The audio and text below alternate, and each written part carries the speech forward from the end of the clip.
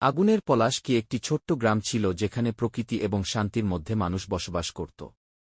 এই গ্রামের কেন্দ্রস্থলে একটি বিশাল পলাশ গাছ ছিল, যা বসন্তে লাল ফুলে ঢেকে যেত। সেই গাছের ছায়ায় একদিন গ্রামের দরিদ্র ছেলে আরফান আর ধনী জমিদারের মেয়ে লাবণ্য একে অপরের প্রেমে পড়ে। লাবণ্য ছিল সুন্দর, শিক্ষিত এবং স্বাধীনচেতা। আরফান ছিল সাহসী এবং সরলমনা।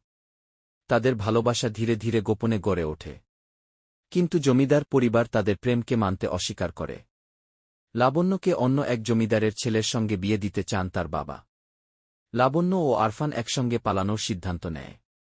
কিন্তু গ্রামের মানুষ তাদের খুঁজে পায় এবং জোর করে আলাদা করে দেয়। জমিদারের নির্দেশে আরফানকে নির্যাতন করা হয় আর লাবণ্যকে আটকে রাখা হয়। তবে তারা থামেনি। এক রাত চাঁদের আলোয় তারা পলাশ গাছের তলায় দেখা করে। সিদ্ধান্ত নেয়, যদি তাদের ভালোবাসা স্বীকৃতি না পায় তাহলে এই গ্রামও থাকবে না। পরের রাতে আরফান আর লাবণ্য পুরো গ্রামে আগুন লাগিয়ে দেয়। পলাশ গাছটিও আগুনে জ্বলতে থাকে, তার লাল ফুল যেন আগুনের শিখা হয়ে আকাশে মিশে যায়। গ্রামের মানুষ শাস্তি দেওয়ার জন্য ছুটে যায়, কিন্তু তাদের খুঁজে পায় না।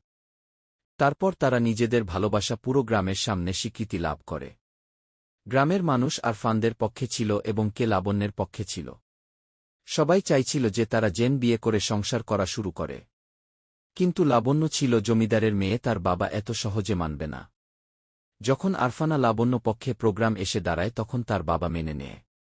গল্পটা ছোট হলে অনেক কিছু শিখার আছে। গল্পের শেষে গ্রামের ধ্বংসস্তূপের মধ্যে পলাশ গাছ আবার বেড়ে ওঠে, তার শাখায় আরফান ও লাবণ্যর নাম খোদাই করা।